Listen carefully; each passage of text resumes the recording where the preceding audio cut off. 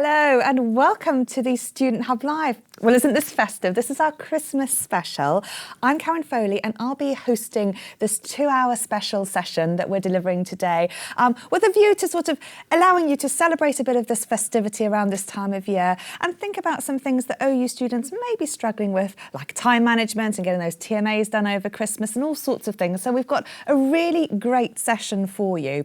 Now, the Student Hub Live is a live, interactive online event, and you'll see some widgets which are interactive voting tools that'll be appearing on your screen. And we'd like to know where you are, whether you've been to a Student Hub Live event before, which faculty you're studying with, and how you're feeling right now. Now, you'll get used to these widgets, which will be appearing in each of the sessions as we run the programme today. And it's a really nice way for you to check in and let us know what you're doing, and we tailor the content accordingly to suit you. So if, for example, you'd like to select one of the multi-choice questions or pinpoint on the map where you are, or fill in one of our word clouds, there are 3 options on the word clouds, by the way, and if you can't think of 3, that's fine. Just put a full stop at the end of one and submit those to send them. But it's a really, really good way to let us know how you're feeling and check in. So please do complete those now. It's really useful to get a steer about where you're at, but that's not the only way that you can interact with us.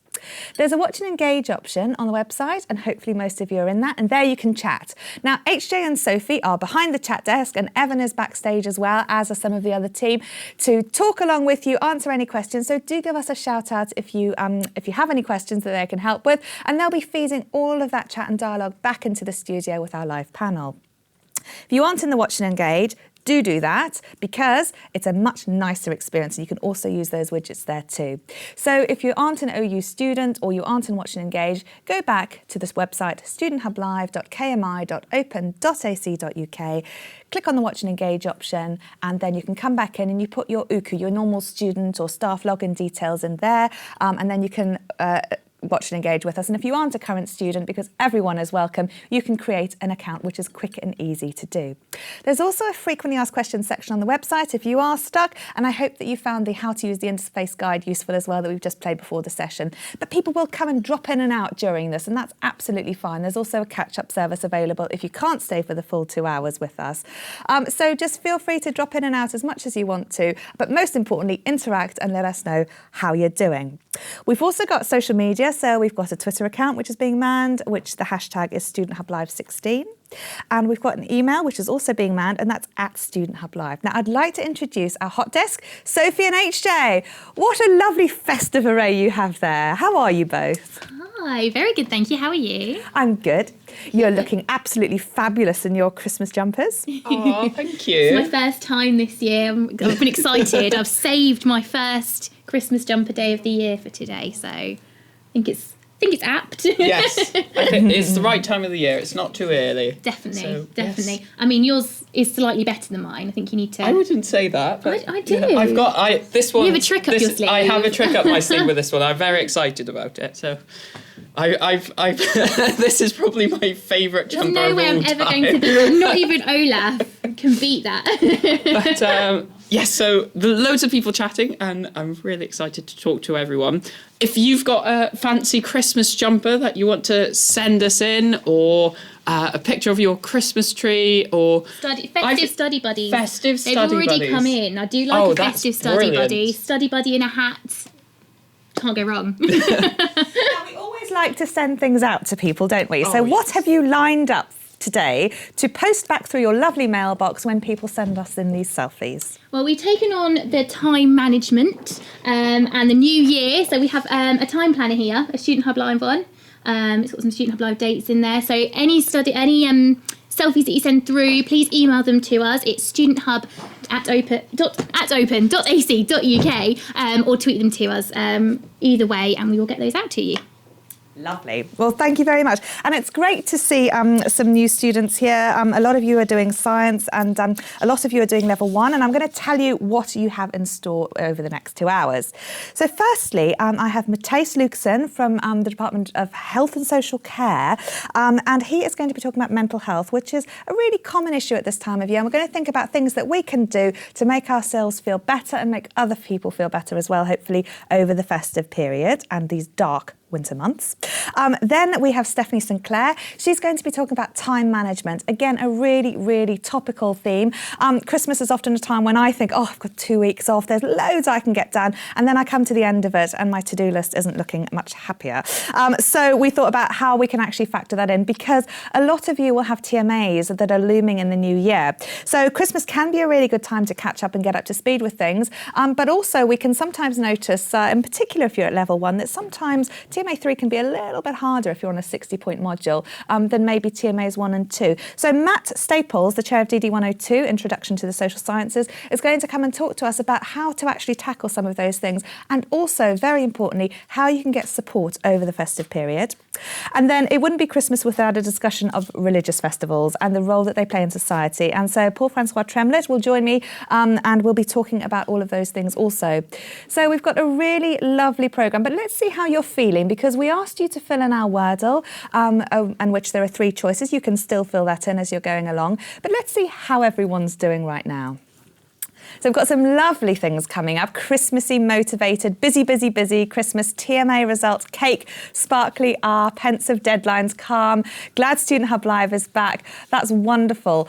Be interesting to see how many of you have been to an event before. So if you haven't filled that data in on the widget, do let us know whether you've come to an event before or not.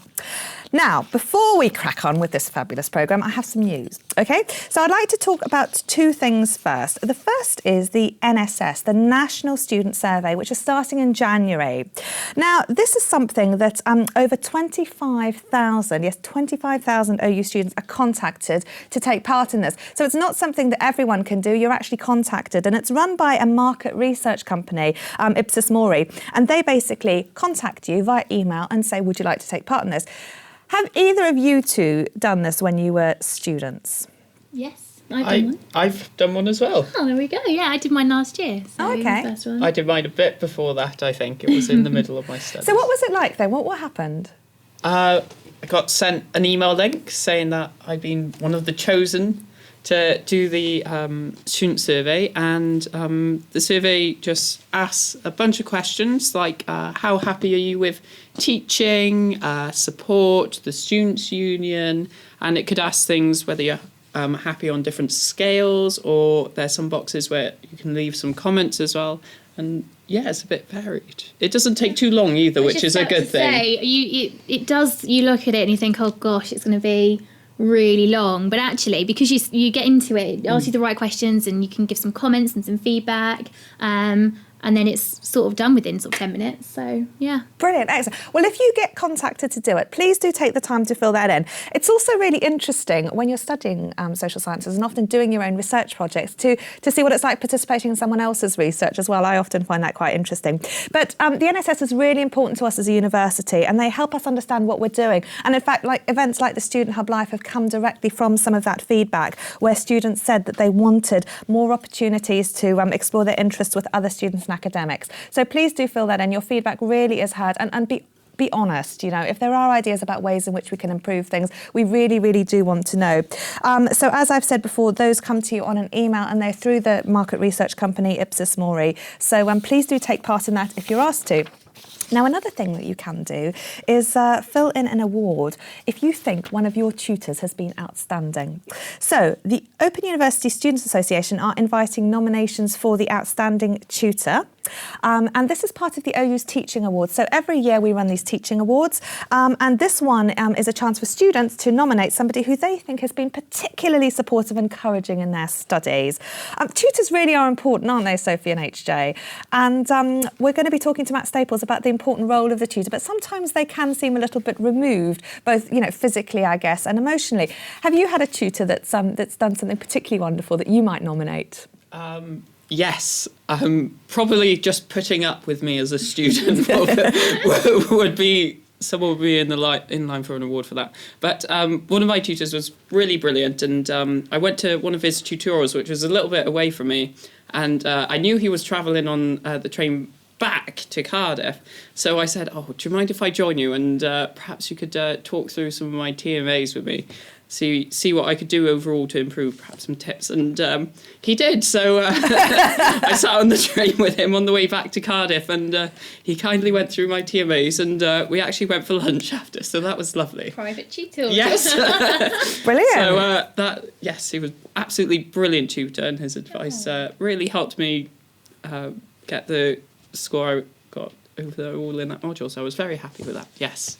Excellent. Yes, I had a tutor actually. I used to have to handwrite mine, although I was with the OU because I did maths, or I'm doing maths.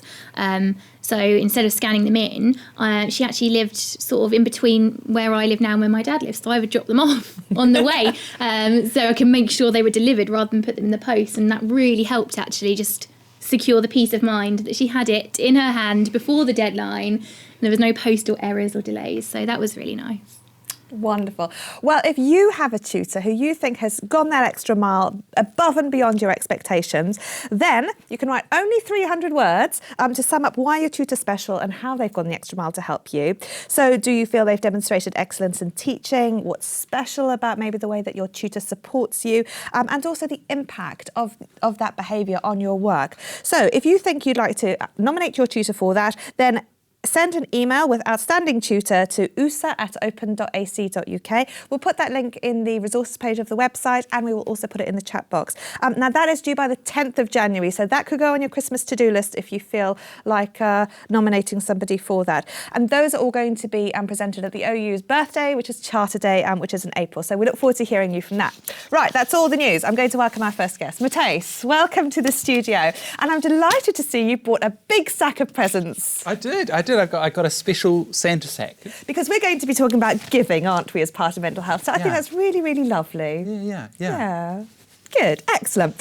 So you have been challenged with the task of, in a very short time, thinking about ways that we can have a positive impact on our mental health around this time of year. Now, by mental health, we don't necessarily mean mental health problems, do we? But mental health is something that we all have, and that can fluctuate and vary depending on how we're feeling and what we're doing, as well as maybe whether there are mental health problems. We also know that a lot of students will study with the Open University, and possibly because they may have mental health problems. And indeed, a lot of our students do have various disabilities, some of which are mental and some of which are physical, that can have a real impact on their studies. But this session in particular is about, irrespective of whether there is a marked mental health disorder or issue or not, we wanted to think about 5 ways that we could encourage good well-being over this festive period. And you've given us some ideas, and you've wrapped them up in presents, haven't you? I have. And I guess I just wanted to, sort of on the back of what you were saying about everyone has mental health. You know, we all, like we have our physical health, we all have our mental health, and that fluctuates over time. And I think Christmas can be such an exciting, wonderful, magical time of year for so many people, but it's also an extremely difficult time of year for others. So I guess we get sort of bombarded with those images of the perfect family, or the sort of right way that Christmas should be done, and that can be quite tricky for a lot of people because they don't have that sort of family experience. And also, I guess, just before I launch into those and what's in the gift bag is it's also really hard for those people that have had a bereavement. So especially if it's a recent bereavement, because Christmas will be the first time that someone is missing from the gathering. So I think those things mean those can be real challenges to mental well-being over the festive period. Yeah. I mean, it's one of the times of year that I think, it tends to have higher suicide rates, higher levels of depression. There can be a lot of loneliness and isolation. And as you say, we have these constructs, we have these ideas about what perfect Christmas looks like. There's social media, everyone's putting their trees up. There's a lot of pressure right now. And it can be hard if, for whatever reason, you don't feel like, colluding with that idea of the norm and being happy, because a lot of people can really struggle with the winter. It's hard to get out and do things. It's hard to meet people. It can be physically very isolating, as well as mentally being isolating. We've got some widgets on our screen as well, so we'd like to know what 3 things you're most looking forward to giving this season. We'd also like to know what you find most challenging about this time of year, and we've got a multi-choice question there, so you can think about which aspects you find particularly difficult. Also, there's a scale, so where on that scale do you feel in terms of how connected you feel to people you care about, and also how in tune you feel with your immediate environment right now. So if you can feed those into us, we'll be incorporating those in some of the discussion that Matthijs and I will have. So, what's the first thing you'd like to talk about? Well, I couldn't resist. I already had to grab one of the Get the gifts out, presents out, yeah. But these sort of 5 ways that I'd come up with, I want to sort of acknowledge that I got those from the Mental Health Foundation in New Zealand, and they'd come up with this way of thinking about wellness and how we can support our own wellness. And then I just, when we were talking about it earlier, thinking about how we apply that to Christmas. And the first one I've got is about taking notice, and that I guess is about being mindful and aware of what's happening. And for me, one of those things that really sort of stands out, after maybe the 10th game of charades, where I'm sort of bombing at that and not doing especially well, getting a little bit frustrated, failing at it and thinking, okay, I've had enough of the charades. I then sort of try and think about noticing certain things. And one of the things that always sort of melts my heart is seeing my father-in-law and how much he enjoys the family gathering and everyone being together. And I think it's his sort of happy place. So even though I'm really rubbish at the charades and they can be a bit of a struggle, I sort of try and notice that, because I think that's really quite a helpful thing to draw my attention to. Yeah, no, absolutely. It's a difficult one, isn't it? Because I think there's so many, there's so much commercialism. There's so much, there's a lot of things going on. People feel pressures to eat. I know everyone's chatting a lot about food. And can I just thank our team here for this wonderful spread that we're going to tuck into later. But there is so much going on that can be difficult. And I guess what you're saying is appreciating those things that are meaningful to other people and trying to take happiness from some of those things. Also being mindful, being physically present in your body, that's really important. In relation, I guess, to this idea that we're also going to talk about being active, being mindful about your physical environment is important. But why is it more of a challenge at this time of year than others, do you think? Is it the winter? Do you think it's because there's so much going on that's more mental and more spiritual or emotional? People can lose touch, I guess, of how connected they feel. Yeah, well, the physical one is tricky because you're not so motivated, I guess, to go outside when it's really cold. And so the weather it does play a part in that. So if it's 2 degrees outside and it's heaving with rain, then you're sort of thinking, I probably won't do that. And the other, I think, is a lot of times people are in different environments. So they're not in their usual home environment. So they might not have the same sort of access to the gym. They might not necessarily they feel like part of the routine of Christmas is quite different to their regular routine. So they probably feel like they can't just go on a run spontaneously like they would if there weren't the sort of family commitments that people can feel sort of quite, in some ways, locked into. And then I think it is sort of the temptations to sort of stay warm inside and eat nice food. Yes, as we are. Yeah. But there's also, I think when you start being mindful and noticing some of these things, winter has it's nearly the solstice, which I always think, yes, thank goodness that's over. From now on, every day will get a little bit lighter. Yeah. Trying to notice those times and also the crispness of the air. And, there's still a few autumn leaves around because I haven't swept some of them up. But, there's a lot changing in the weather and there's a lot to notice, isn't there, that's special about this time of year. Yeah, and I think it's interesting coming sort of from an Australasian background. It has a completely different sort of focus, I think, a northern Christmas versus a southern hemisphere Christmas. So, if I compare and contrast them to how they are in Australia and New Zealand, it's different because there it's the summer holidays, whereas here it is very much around the the winter solstice, I should say, and these sort of rituals that we have associated with the cold time of the year. Yeah, Sophie's obsessed with it snowing. She won't stop going. In fact, this whole Christmas thing has been your idea, hasn't it? Pretty much, yeah. I spent a lot of time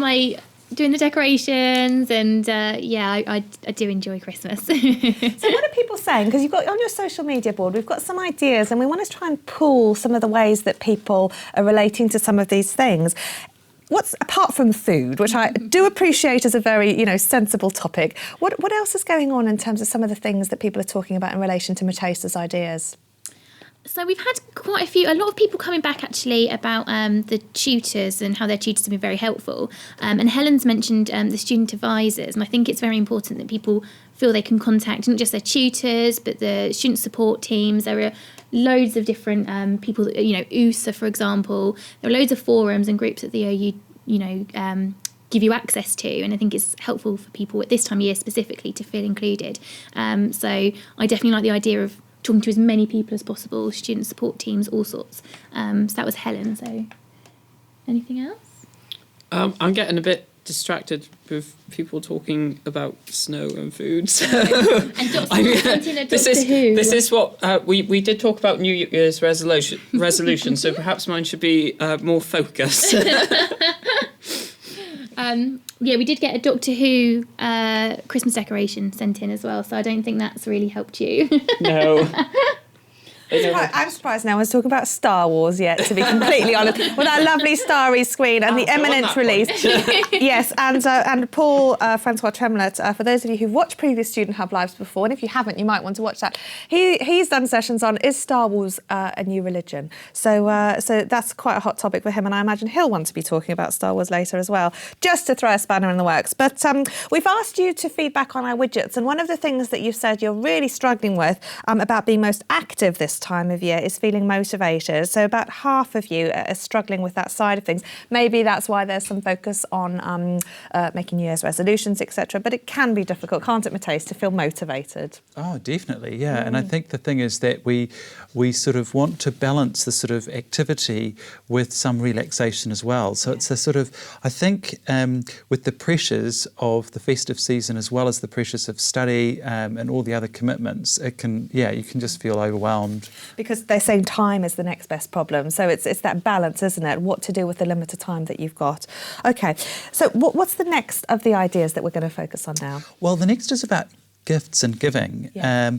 And I think this is a real pressure point for many people, because you mentioned earlier about social media, and one of the things I guess that people cite is, people have pictures on social media of sort of stacked metres high, these gifts, and a lot of people don't have the money to be buying all these gifts, and I think what the thing is to focus on in terms of wellness is how we can give in many different ways. So it's not just about financially giving and getting the most expensive gift, but like when HJ was talking about and Sophie were talking about tutors, one of the things that people can give is actually kind words and deeds. So it's not just about, I guess, the material giving, and I think it's a sort of thing we should perhaps ask ourselves is, what is really the meaning of this period of year for us? Is it really about us getting the most and giving the most materially, or is it about other things, and how can we think about giving in a really sort of general sense?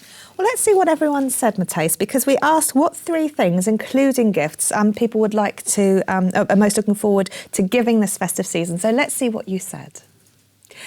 Time, family, food, love, friendship, friends, Kindle, seeing my children, time with my hubby, clothes, happy people, camera belt, family time, joy, drone, Christmas dinner, children relaxing, Christmas cards, my son a fab Christmas. Lots of different ideas there. Very few of them material. Yeah. Do you think there's a bit of a backlash at the moment against this whole idea of consumerism? I think so, and I'm sort of heartened by everyone's responses, because they're focusing, I guess, on the essence of what's really important. It's that meaningful time together with loved ones. It's being able to sort of connect, and it's about, I guess, that the joy that comes from that. And I think it's a good thing that there's this backlash about consumerism, because where does it stop? And what are the sort of messages we're giving members of the sort of younger generation in terms of what's valued and what's seen as valuable? I've seen some lovely ideas on social media about gifts that could be meaningful, that people could give, things that people could make, and then I saw some today that were like these personalised books, which were really nice, but they're like, this is the perfect gift for people who've got everything. And I was thinking, that'd be really nice. And I thought, actually, this is all just a construct. It's me filling in something with a populated book that's then, generated within minutes that looks quite nice, but actually some thought hasn't gone into it. And I keep thinking, I'm really stuck on this because I don't feel very Christmassy at all. I keep thinking, what can I give? How can people make sense of what to give, that's something that means something to other people, or actually in the act of giving can make you feel better? Well, I think sometimes the process as much as it is the end product. So on the weekend, 2 of my goddaughters, they're like 4 and 7, had made some Rocky Road, and they wrapped that up and they gave that to us. And I think that was a really nice gift, and there was the love that went with that. And, that's sort of, it's probably the process of making the Rocky Road that's just as important as it was for them to be giving it and for us to eat it. So I think there's definitely the thought and the intentions behind that. And there's the commercial products that make those albums, but then you can still make those yourself. And in some ways, maybe it's also in combination with that, cutting yourself a bit of slack, because it will be a bit quicker to have it done commercially than it would be to do it as a craft project yourself. Yeah.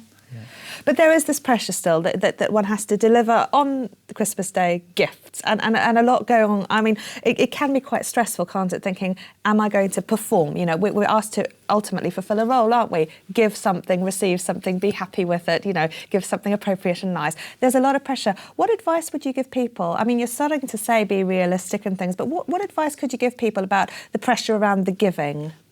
I think there are no fixed rules, and I think that's a useful thing to bear in mind. So I think what is useful, and perhaps the sort of boat has somewhat sailed for this Christmas, in terms of if there's a sort of an agreement amongst the family, then that can really help. Because in your gathering, if there's the expectation that everyone is going to get a gift for everyone else, and that's sort of how it's always been, it can be difficult to change that. But it doesn't have, it's not written in cement. So it could be the focus is just on one gift for each of the younger family members, and instead of giving more gifts to the adults, you can give to a charity. Yeah. Or if people really find that so difficult, it can be selecting one of the family members, an adult family member, that will be the focus of the gift from one person. So you do get fewer gifts that way, but I think it sort of reduces some of the anxiety.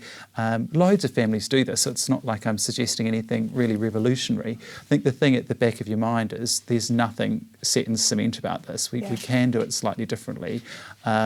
And, you know, that can help with the pressure, and also, I guess, with the messages that we give with the giving.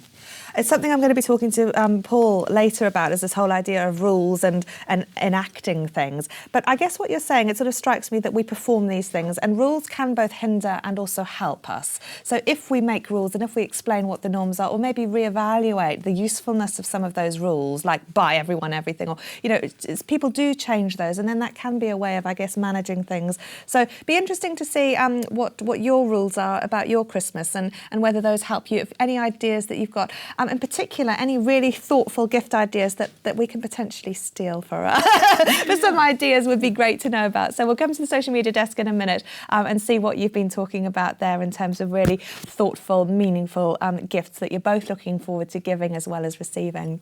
Matthias, what's next? Well, and I couldn't resist one more comment about the gifts. Oh, yeah. I think one of the other challenges is that different people have different financial means. So it can be really tricky in a family where different family members have quite different sort of economies, and so I guess it's sort of also being upfront with the rules around that. So you know, how that's negotiated, it can be a bit tricky, but actually by talking it through and having some rules around that, I think that can help reduce some of the anxiety, because people can't necessarily match other people with the costs of things, and I think that can be quite anxiety provoking for people. Yeah, no, really, really good point, really good point. And I'm not expecting my puppy to get me anything for Christmas. So no new Alfa Romeo in the drive. No. The next one is about connecting, and I think connecting for those people that live at a distance from family members might be by Skype or by phone. And so I guess it's us thinking really sort of broadly about how we connect with people, because it's not always possible to see everyone. And there are lots of people that have got blended families, or they've got families spread all over the country or overseas. And so I think sometimes it's about, again, being realistic about what you can achieve in one day. You know, there will be people that will drive probably the breadth of Britain trying to see different family members all in the same day. And I think that does add some pressure, and it's each person's call, but there can be ways in which we can use technology, I guess, to sort of supplement things, and not feel like we have to see everyone all on that one magical day. It's that sense of connectedness, and we asked you how connected you feel, and people are mainly saying that they feel very connected. HJ and Sophie, I'd like to come back. Any ideas on the gifts, or any ideas on the sense of connection and what's meaningful for people, how people are managing to feel connected? Yeah, there's lots actually going on in the chat. It's really lovely. Just to point out that it is moving quite quickly. So the little pin button in the top right-hand corner, if you click on that, that means that you can scroll through easily and you don't get distracted by all the new comments coming through. I saw a really nice one, actually. I think it was Julia. And she is learning a song from Anastasia in Russian for her girlfriend this year. I mean, I absolutely adore that film. It's a really good film. And I think that's absolutely lovely that she's doing something that doesn't necessarily obviously cost anything, but it's I think it's a really nice gesture. And we've been talking about what Matthijs has been saying. I'm sort of sharing ideas, so we're connecting on here, which is really lovely. We put up there earlier that me and Sophie had a little think, and we talked about in giving, we should give advice for our own experiences, and a lot of that has happened here, which is lovely. And Davin's saying we are skipping to some of these and going between them, which is good though. But Davin likes to study MOOCs over the break, so that's how he's going to keep learning, which is really good. People are going to the gym. That seems to be quite popular this time of year, although keeping it up. Yes. So get home and it's dark. No, I'm going to get into bed. So if you guys do keep it up, you deserve a medal for that one. Much better than we are. We've talked about winter walks, which is nice. Yes, it's that time of year. I do like going, layering up and getting out. I think that's sort of the most exercise you'll get to be doing anytime soon. And also, there was another comment. I'm really sorry, I can't remember exactly who mentioned it. But they have like a diary. Oh, it's Elizabeth, a homework diary. And so she makes sure that she studies little and often, so that the work doesn't pile up over the Christmas. So she puts different pages, for which page she should read and things like that, which I think is a very good idea, because it does. You do sort of put everything off. Oh, I've got all this time off. I'll do it then, and it sort of never comes about. So I think that's a really good way of making sure that you study every now and then. Yeah. Lovely. Some brilliant ideas. And as usual, you guys are all super organised. I don't think we need this time management. So let's just eat mince pies. What's next on our list of things to talk about, Matthijs? Well, it fits with what HJ and Sophie were saying in terms of learning. And I guess for OU students, it's learning. We associate that with the TMAs and keeping up with the virtual learning environment and engaging with our modules. But it's also learning really quite generally in terms of what's working for us over the festive period. So someone was saying, well, what they had figured out, and it ties in with their formal learning, is that they do little and light, and that's the way in which they manage, and it's helping their wellness. And I think other people will be thinking, right, well, I know that I'm best to try and not consume too much alcohol on Christmas Eve, because on Christmas Day I get quite hungover and I can't enjoy it as much as I would if I'd cut back on the drinking. That's not based on personal experience. No, I was going to say, I don't think I've ever learnt that, despite knowing it a lot. Yeah, so it's this sort of learning in the really sort of broadest sense. So what are we actually taking away from this? How are we benefiting from our experience? What are the insights that we have? So that next Christmas, we, I guess, sort of learn from that and benefit from our previous experiences. Now, this can be tricky because Christmas happens at one time of year, and often you can think, oh, I know that I get really stressed when so-and-so come around, or, I drink a lot at this time of year. So we can know our triggers. But it's easier to learn, isn't it, when things are happening often? Because, when things happen once a year, we can get caught up in the, thrust of the cold Christmas festivities and forget some of those things. How can we take advantage of these learnings? Because you're talking more about, these insights into how we behave and what's going to work and be helpful. What advice could you give our students about how they can actually take some of this and remember it for next year, or be mindful through the process about what may and not be working? Well, two things sort of leap out. One would be you'd have to be somewhat diligent with this one, and that would be to capture your thoughts in writing, because then you're much more likely to be able to remember them. But the other is, I agree with you, Christmas comes once a year, obviously, but some of the experiences that happen at Christmas are not just unique to the festive season. So some of the things that you mentioned, some sort of challenging dynamics with certain family members, that could crop up any time through the year. And actually, it's almost like you could use Christmas as a practice ground for like, okay, well, I know that this is going to be a bit tricky, but how will I try it this time of year? And it could apply at Easter, or it could apply for the summer holidays or the other, I guess, pressure points in the year.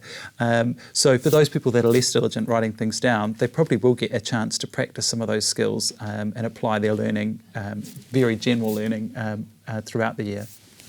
Lovely, excellent. Well, people are still very connected to the idea of food, which is still dominating our world. Also, if you haven't had a chance to enter some of how you feel, then please do enter that onto our word cloud. People pop in and out during these sessions, so welcome to new people who've been joining us. And it's great to see so many students from arts and social sciences as well here who've also been joining us more recently.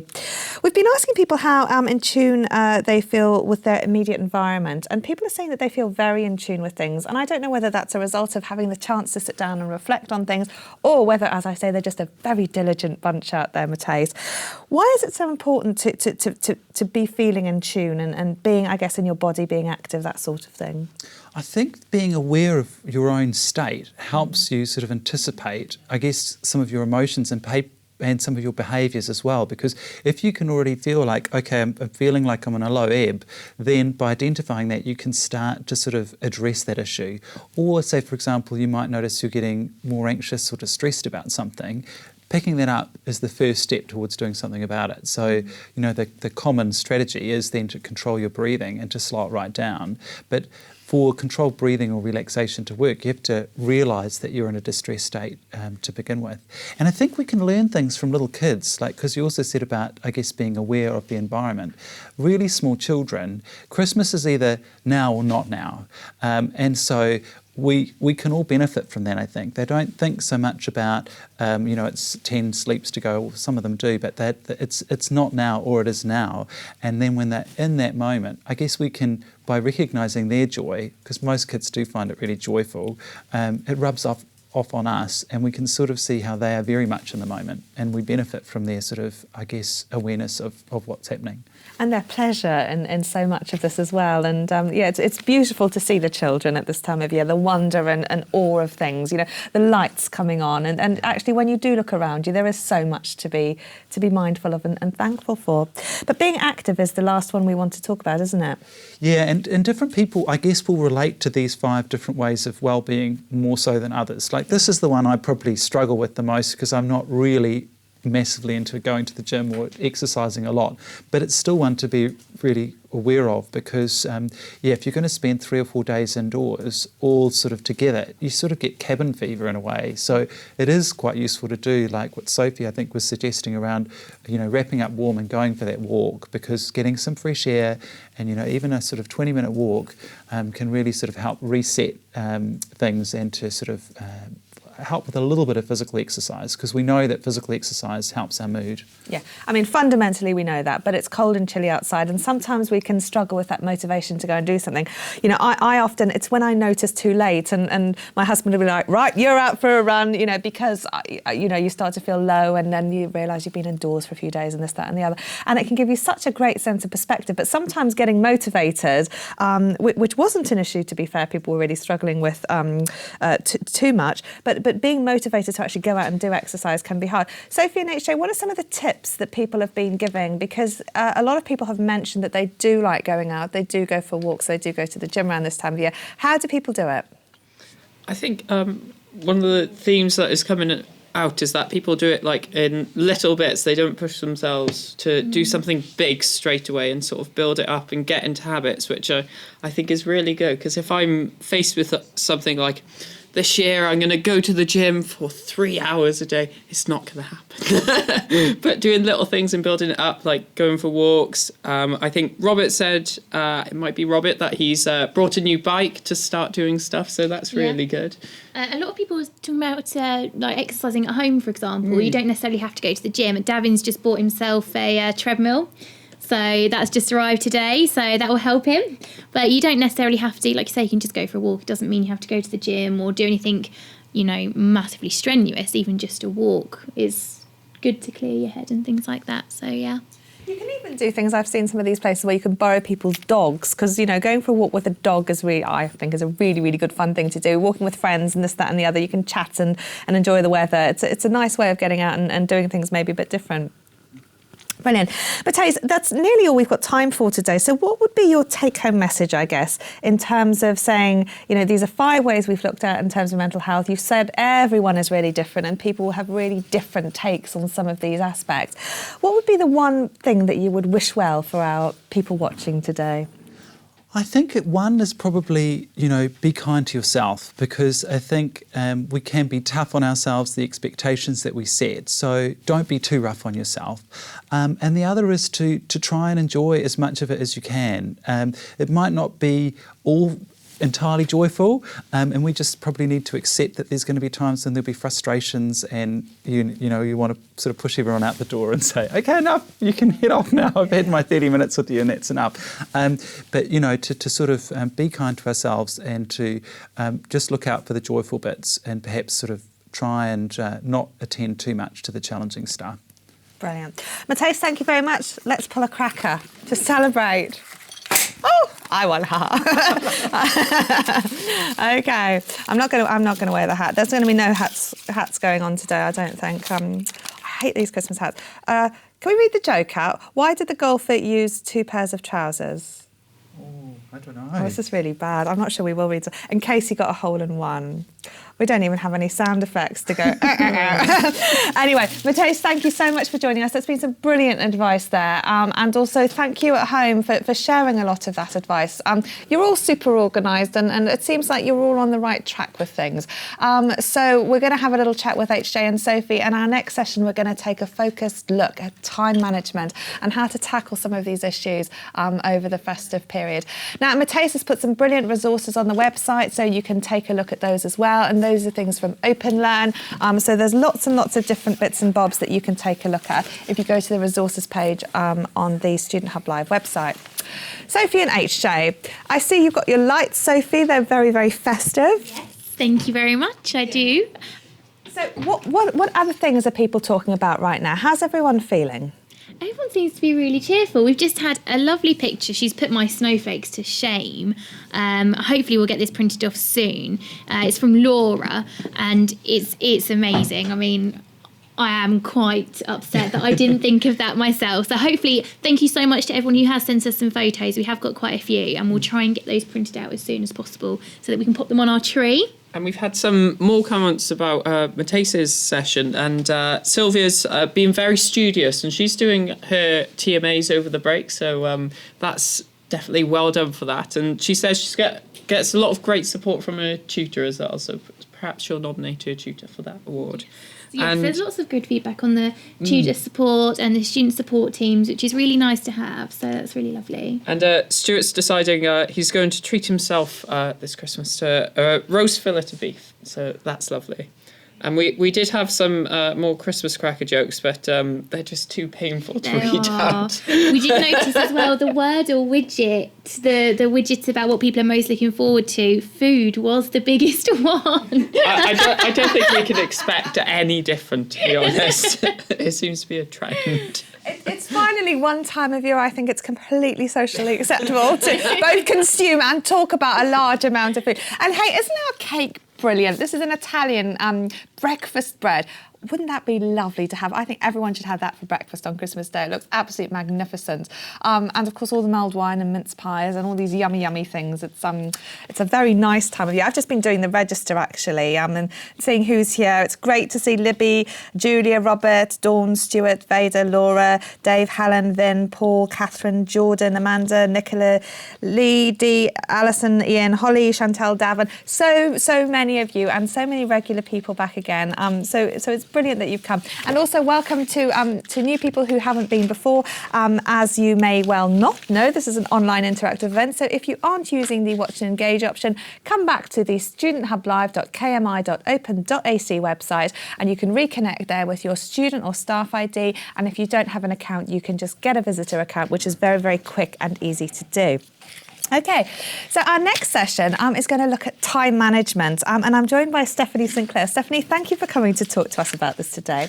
Now, you're the chair of AA 100, aren't you, which is a Level 1 arts module, and we've run some boot camps before where we looked at time management, which was one thing that students both had a abundant ideas about and were very, very organised in how they manage their time. But it's also an area that people struggle with.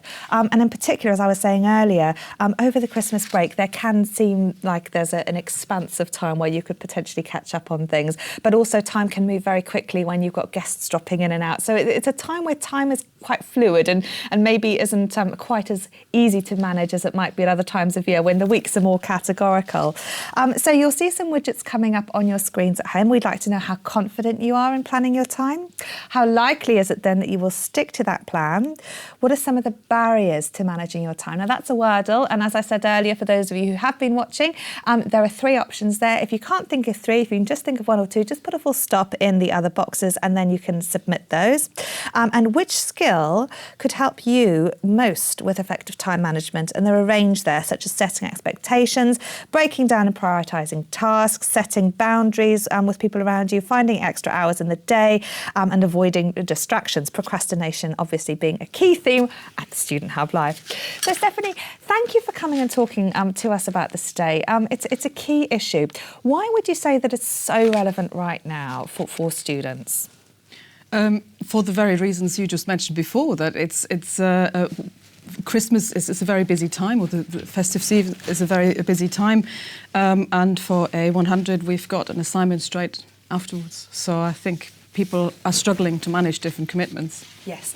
Now, students will have noticed this, and it's not going to be uncommon. We've also got there some widgets as well asking which level you're studying right now and which subject also, because a lot of students will notice that the OU's calendar, for a variety of reasons, will have these dates, and a lot of them will have TMAs due in the new year, won't they? Students, irrespective of what level. Yes. And this is something that's done not just to annoy everybody over the Christmas break, but it's just to fit in with the curriculum. It's one of those difficult things, and it just must be done. But TMA, it's often TMA 3 at this point for some of the 60-point modules. So TMA 3 can get a bit tricky, and I'm going to talk to Matt Staples about how things get difficult. But Stephanie and I are just going to focus on that time management. So people are going to be now starting to think about TMA 3 and working around that. We wanted to break this down into sort of 5 areas, and you've kindly given us some resources which are on the website, which are all about weekly planners and fitting things in. And we're going to be working on one of those on the social media board as well. So there's 2 weeks really that we've got for this period, and fitting things in and identifying the tasks and allocating the time is one of the key things that we wanted to look at. So what advice would you give, because we want to hear what the students say about fitting in time, what advice would you give and what things can we think about how people could cope with trying to identify what they need to do and then think about how they can then fit that in? I think it's quite important to plan ahead, and but also to acknowledge that everyone's different, that you have different tricks and different way things work for you. You also have different commitments. I also think it's important to take time off if you're planning to actually take a break. Christmas is there to take a break as well, and to have some time for yourself, do things that you enjoy. So I think it's planning, breaking down. I think what's really, really important is to cut big tasks, to break them down into smaller tasks. So they seem more manageable, and I think it's also a nice time to think, and that can really help with staying motivated, to actually think about why to think about why to do things that you enjoy, and that can involve studying as well. HJ, I do appreciate you've got a lot of presents to wrap, but this is not the time or place to do that. Eating the mulled wine and mince pies, however, is fine. Okay. Sorry, Stephanie.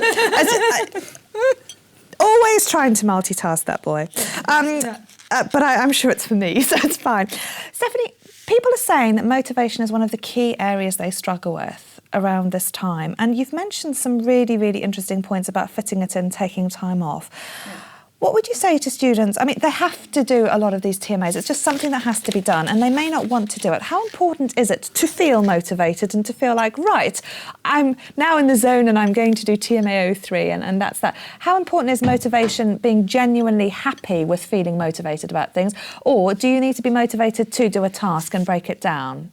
Do you see what I'm saying about that different sort of way in which we see motivation? Often we think that motivation means we need to want to do it, as opposed to we actually need a plan of how to do it. Yeah, I think sometimes it's really quite nice to remember why you're in it or why you're actually studying this. And I'm sure people there's lots of people who signed up for it because they feel really passionate about studying, passionate about the arts. When you prepare, perhaps writing assignment isn't the time when you feel most passionate, I don't know, but that can be a bit scary as well. So maybe set time aside for writing the assignment, but if you can also do smaller little tasks like reading, preparing for the assignment, some thinking around the assignment task. Perhaps even if you find someone who's willing to do that, discuss some things with them that you found out when you were reading them. Yeah. Might be some interesting pub talk Yeah. around. I don't know the Dalai Lama. Often these assignments, irrespective of what you're doing, can be very interesting, and often they're asking you to maybe compare and contrast something or think about different views. So it can be a good idea to explain things to people or talk about things. I wanted to sort of touch on this point with you about, you're talking here about breaking things down, thinking about doing the reading, the writing, and not maybe seeing it as a whole thing. But what I did want to ask is, you're coming from an arts background, very creative, and also obviously a religious studies background. How important is it to feel motivated, in tune with everything before you actually do things? Do you think you need that drive there, or can you view motivation as a part of a process? I see it as part of a process in some ways. For me, I don't know, everyone works in different ways. But for me, it helps to have sort of a mix of that, to also be quite disciplined, to stick to a particular plan, to actually really to set yourself goals and stick to a plan. And quite often what I do when I do things and I break them down to little tasks, I tick them off to make myself feel better, to see I've done this. And really feel, I think there might be some subjects, because A100 is an interdisciplinary module or multidisciplinary module where you study lots of different subjects. There might be some that you feel more passionate about than others, but I think I get the sense that a lot of students really enjoy the different subjects, and really it's quite important to kind of remind yourself why you're doing this. Yeah. And I personally, I mean, maybe I don't know how representative I am, but I feel very energetic and motivated and very passionate about what I do. Yeah. And that really helps me as well. So I don't see it just as a chore. I see it actually as something I really enjoy doing. So keeping hold of why you're studying, what you're doing, and viewing, completing that assignment as a maybe a means to an end. Yeah. Because some people, especially at levels 2 and 3, where they're doing more specific things, can be really, really helpful for people. But for other people, it might be the case that they're doing something that like at level 1, where you are having this interdisciplinary mix of things. They can maybe be doing something that they don't want to be doing as much. Now, you've given us these planners, which are on the resources pages, and Sophie and HJ have done a wonderful job starting to plan some of this up, because this can be a nice way of breaking things down as well. And thinking about how things could happen in terms of the days of the week, how much time there is, because of course with time management you're planning something that is finite. People have been saying that finding extra hours in the day can be an issue, but motivation and work and family seem to be some of the key things that are coming up in terms of barriers to studying time. Although I must say that in terms of some of the feedback we've had, there's quite a split in terms of how confident people feel in terms of planning their time. Some are very confident, so if that's you, please share your advice and tips about how you do that.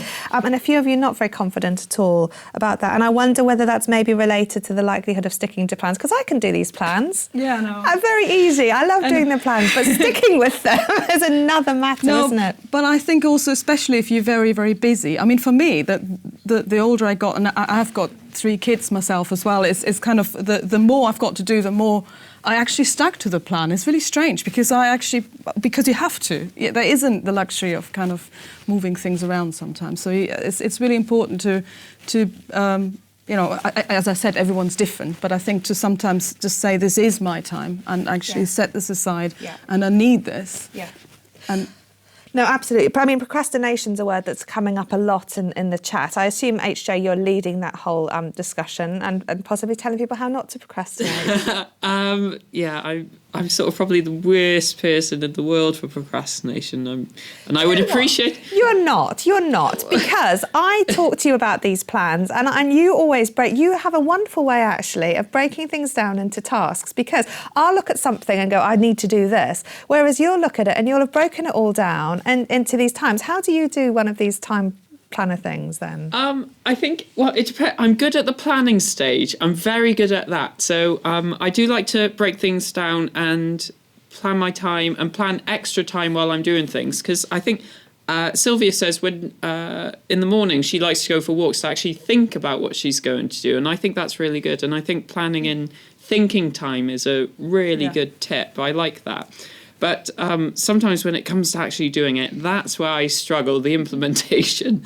And I have just asked in the chat if anyone would be able to help me with some advice on that, because I do really struggle. Well, Dawn had a good point, actually, because going up to a TMA, you can really break it down. You can, okay, I've got my deadline, and you get it in, and then she struggles after that, waiting for a TMA to come back. And I suppose that's also a point of sort of reflection, but whilst you're waiting for your feedback, I think that's when it's most difficult to focus on anything else, because you're so eagerly awaiting your mark. So, which I didn't really think of until she pointed it out. So it's a really good point, Dawn. Yeah.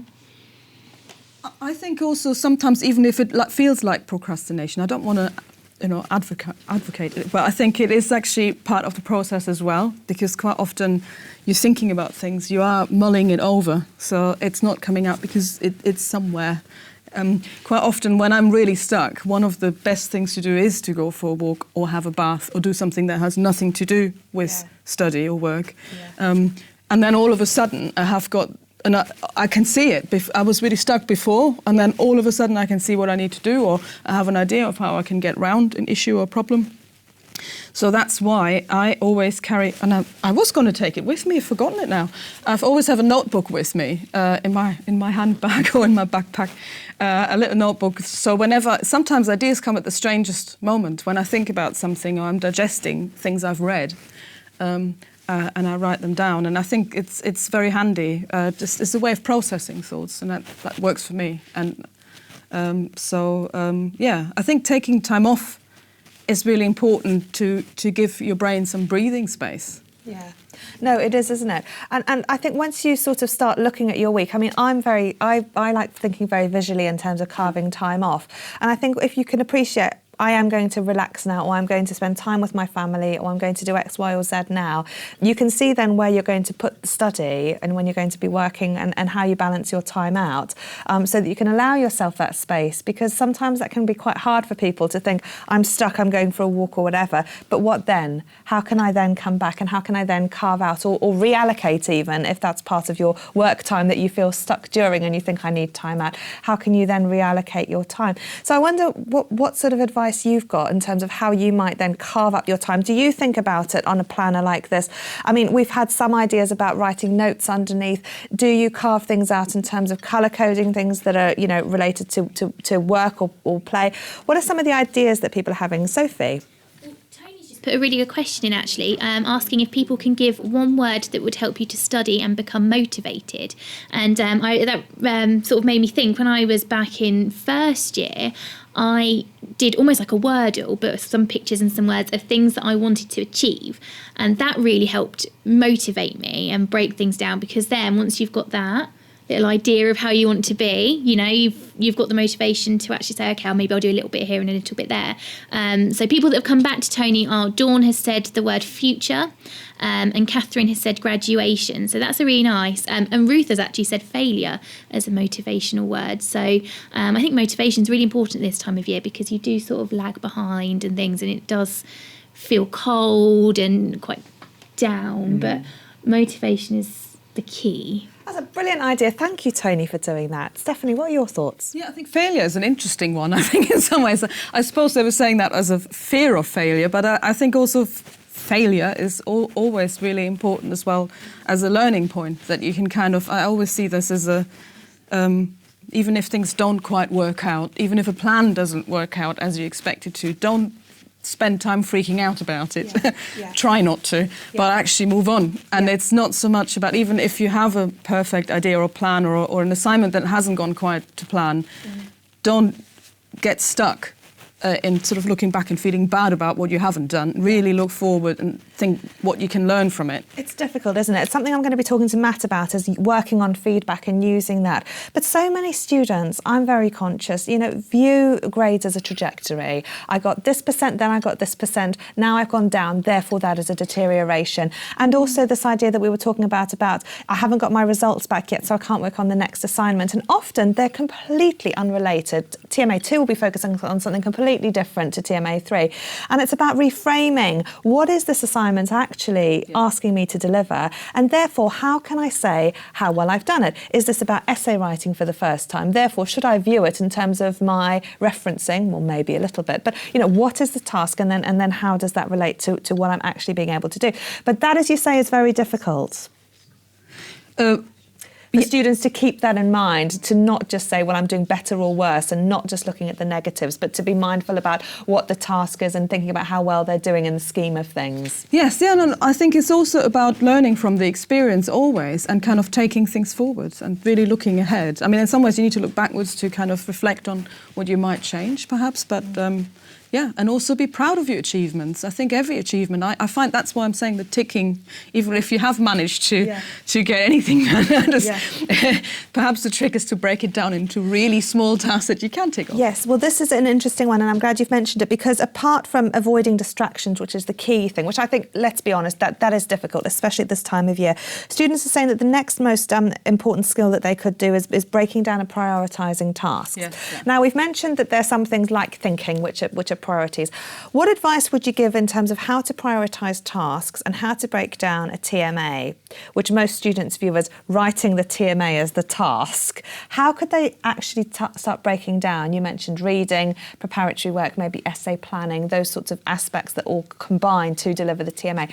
What advice would you give in your role as a chair for students to break down those tasks for the TMA and identify what needs to be done, and maybe even put a time or put something on this planner that may relate then to getting that done, so there's a plan for them to deliver on it? Well, actually, I think our study planner is pretty structured as it is. If you look on the module website, we tell students what we expect them to do in each week and what the resources are for each week. So to really go through these. And I think in some ways, yes, if you focus on assessment, that is an important thing, but that's not all to a module. I think it's also about reading around and reading the subjects that are not necessarily assessed. But when it comes to assessment, let's say we're finishing now before the Christmas break, and then there's the assignment afterwards. Really think about, have a look at what the assignment is. Have a really good look at it. Have a look at we've got two-part assignment, and really look at what the two different parts are and what you need to focus on.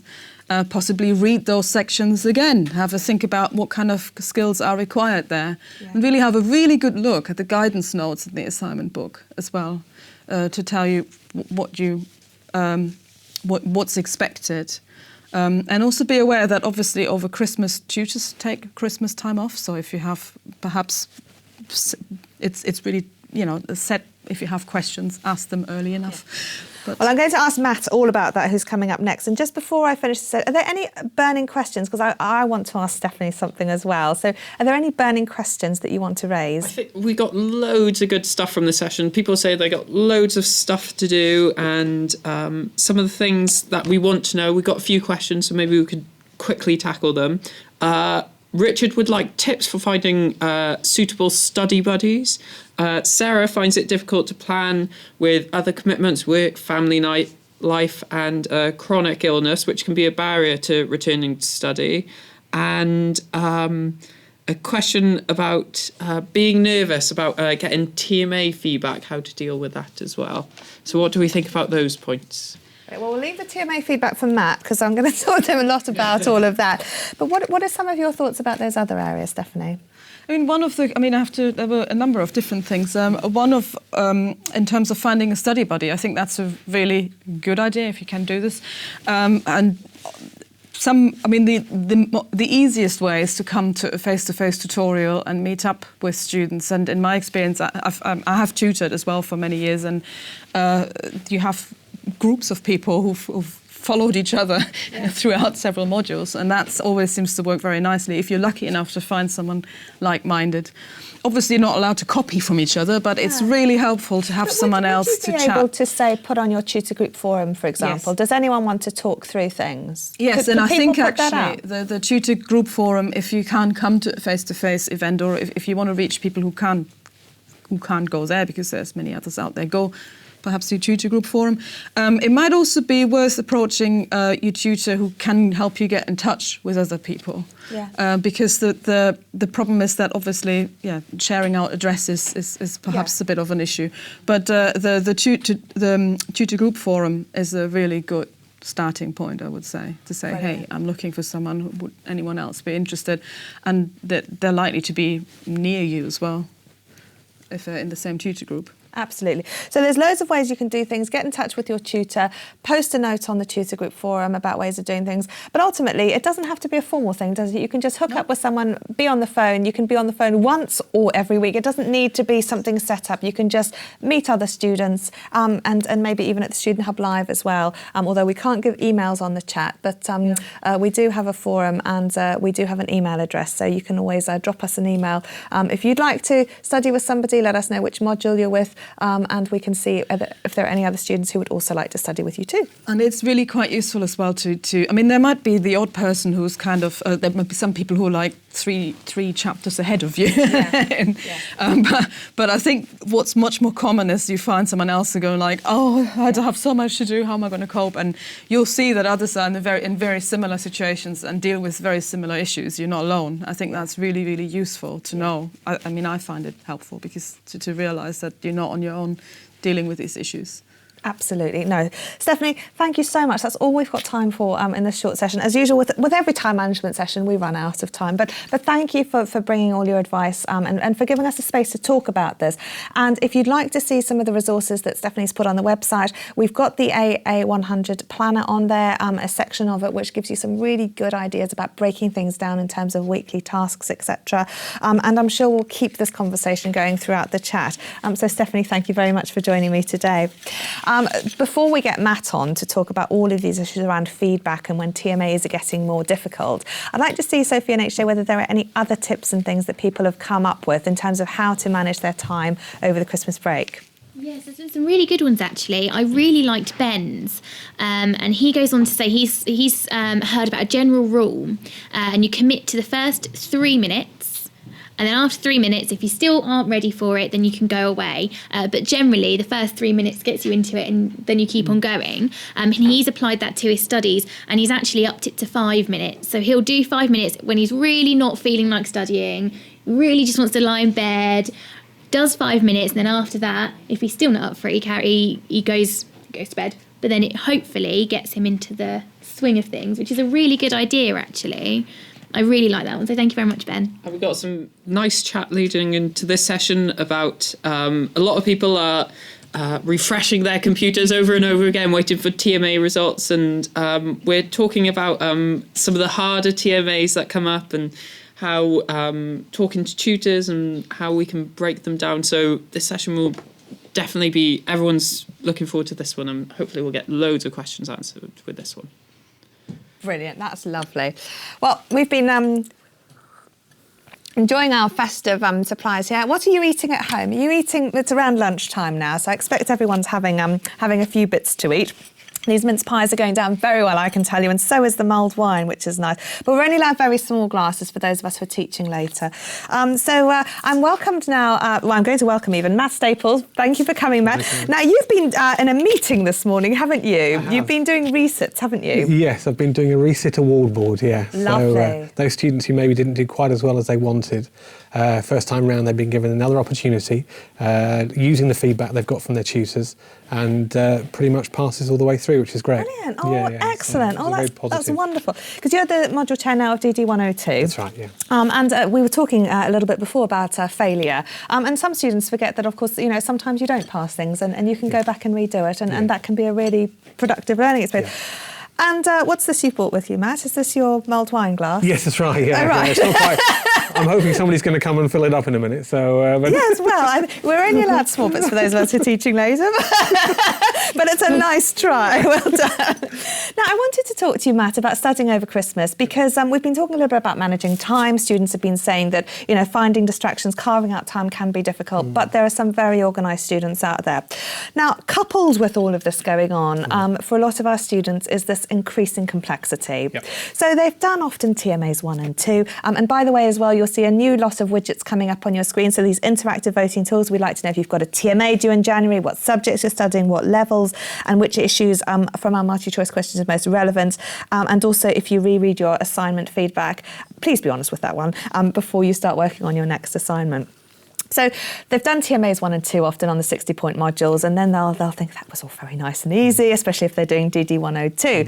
Then they're going to get their TMA assignments for TMA 3, and they might have a quick squiz at those around about now. And then they're going to say, what on earth do you want me to do now? All of a sudden, I've got to do a big compare and contrast essay. I haven't been doing one of these before. And where's my tutor? Yeah. So what are they going to do, Matt? Right, no, indeed. What we tend to talk about learning steps and kind of learning plateaus, okay? So on DD 102, there have been very small learning steps. They started off with 250 words, went up to 750, okay? But the tasks were linked. So what we were trying to do there was to get the tutor to have a sense of where the student's at in terms of skills and ability to relate skills to content. So what I would ask students to do is the very first thing really is to go back to that feedback. Most students should have had their feedback for TMA02 back now, okay? So I want you to look at that feedback really, really closely because I know a lot of students, I'm the same, when I used to be at university, I used to get papers back, I used to look at the marks straight away. It's the first thing that anybody instinctively does. But I want students to look at the feedback they received. You will have feedback about the task they did for TMA02, but there should also be, as part of that kind of summary, feeding forward. What do you need to focus on for the next piece of work? Now, a good tutor, most tutors are really good and hopefully very supportive, there will be elements of what do you need to do for the next piece of work? What kind of learning tips do you need to, focus on, develop for TMA03? So that's really the first stage, okay? And then there's a kind of classic list of things they need to do because I'm thinking for TMA03 for DD 102, it's due in on the 12th of January, so it's still, it's a month away. So there's plenty of time to have a break, and we've got 2 break weeks in DD 102, and so I would ask students to, maybe just step back for a minute. But there's a little bit of time until then because the first break week starts on the 17th, so there's still 4 days. It's a bit of work to do. So I would ask them to look at the kind of content and process words. What are they being asked to do? So they really understand the question. I think that's so important because quite a lot of the stuff we see, it's students have gone in and they've produced a good essay, but it's not quite on topic, okay? So it's not really what's been required of them. So content and process words, what kinds of areas of the course are they being asked to look at? And then what are they being asked to do with that material, okay? So it's all on there, all on the DD 102 website, basically, content and process words, and then selecting the material, okay? Planning and drafting, and some of this can be done before the break week start, okay? So if students have got their feedback, they can start that process now. Some of it's going to happen after Christmas, but what they need to do, so I've got a list here, content and process words, selecting the material, planning and drafting, checking redrafting, and then final checks before you send it in. And what they need to do is just think about where before Christmas and then after Christmas those various stages go, okay? And just going back to the learning steps and the learning plateau. So there was a bit of a learning plateau, 1 and 2. 2 was slightly longer, but actually similar kind of level. But now there's a bit of a step, actually, in that we're asking students to look at a particular argument and put together, reassemble an argument that's been made by the course team that the Consumer Society makes and remakes inequality, basically. So it's a bit of a step up, okay? So you're probably going to ask me then, what do they need to do to, reassure themselves? Contact the tutor, okay? We've done a bit of research with our student support team based in Bristol, and they say a lot of the queries they get, actually, they say maybe the tutor's the best person to ask that question of. But some of the feedback they get from students is that the tutor's seen sometimes as a bit of an authority figure. Yeah. And they're a bit reticent about contacting them because that person marks their work. Yeah. I say to to students, be bold, actually. You know, have a look at your feedback. If you've got questions, write down the questions, contact your tutor. Yeah. Because they're still at work, basically. They don't really stop working now for a few days. Contact them, make sure that you're happy, if it's not quite clear, that they're happy with what the tutor's actually said. Okay, that's really important, that they're clear about the feedback they've got. Yeah. Because once they've got that, then they can then go forward to the next piece of work. Yeah. So what's the deal then with tutors over Christmas and things? And when should students be starting this work? Because I think sometimes people can think, oh no, it's early January and it's too late, but I should have been doing this ages ago. I can't possibly ask my tutor now. Or they think, oh, if I email my tutor, they're going to get some alert in the house. Students contacted me, they're going to hate me forever. So what is the deal then? How can people expect, what's the best way to get in contact with either the student support team or their tutor over that period? Well, indeed, yeah. I mean, the student support team is going to be working up until Christmas Eve, 24th. Yeah. And we kind of stop pretty much about 3 p.m. on the 24th. Yeah. I mean, your tutor can be contacted during Christmas. I wouldn't expect an immediate reply because they're having holidays, whether they, celebrate Christmas or not, there will be a break, basically. And it's important, I think, for students to have a break during particularly the Christmas week, just to, relax, to contemplate what they've done and just to focus on other things. Yeah, absolutely. I think you had an occupational therapist and somebody talking about mental health. Yeah. It's important to recharge batteries and not just focus on study and work all the time, And so I think during the period 24th to 31st of December, just try to have relax, basically not think about it. And then the new year starts, obviously, and the Open University kind of opens again. A new study week is on the 31st, basically. So that's when things start again. And they've got between the 31st and the 12th to really focus on the essay. And your tutor will be back in action around that time as well. And that is the time where you're expected to be doing your work. I expect my students to be doing it the week before it's due. I expect that to be the most productive time that they're working on. I don't expect them to have started 6 months or a month beforehand. So it's quite common to have those questions in the new year, isn't it? Yeah, no, completely. And actually it's a good time to start studying because a lot of people set New Year's resolutions and to be more organised and to be more focused. I know I do every year, I write down in my diary. Seldom are they achieved, but it's good to really, you go into the new year with a lot of impetus, actually. And if you've done some of the work now, so you've got a sense of you're happy with the content questions, the process, so you know what you're doing, and you've selected the material, so you've done some of the work, you can then literally go straight into it, run into it, into actually writing the essay in the new year.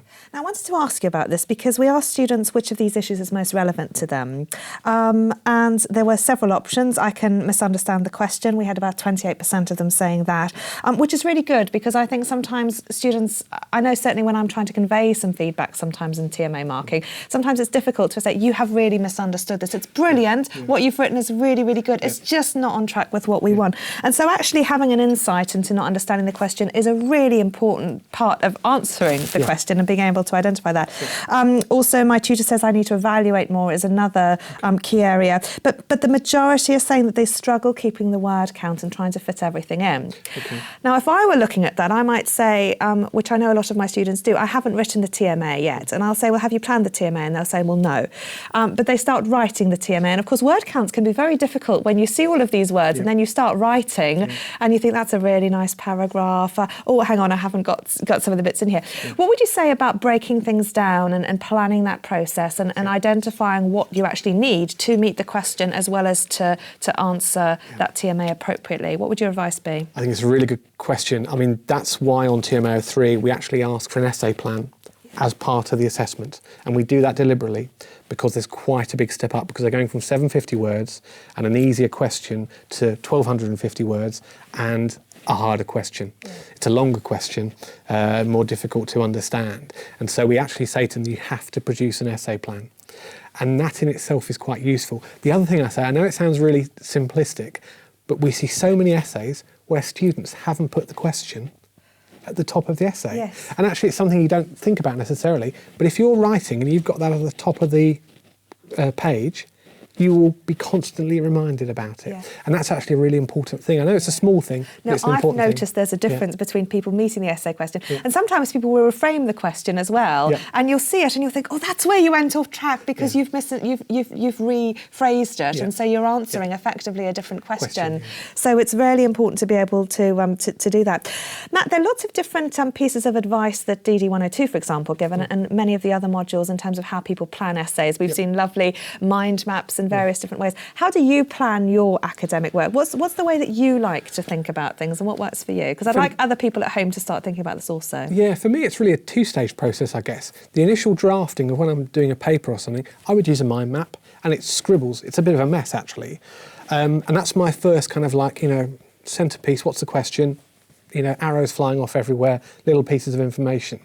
And then what I do, I then kind of, I suppose, concentrate that into a more formal paragraph by paragraph. And each paragraph needs to have a point, basically, supported by evidence and, some analysis to an extent as well. So paragraphs, clear paragraphs, introduction, about 10% of the essay, paragraphs, about 80%, conclusion, about another 10%.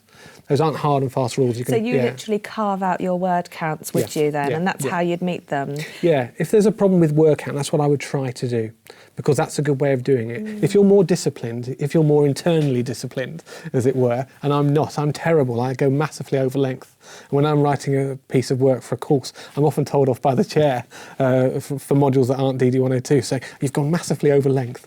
And so we're guilty of it as well. So students shouldn't think, oh, it's just me. Yeah. Basically, we're all guilty of it. And so for me, having that kind of discipline is quite useful. Yeah. What would your advice be? You're talking about the introduction and the conclusion, arguably 20% of the essay, however you try to do it.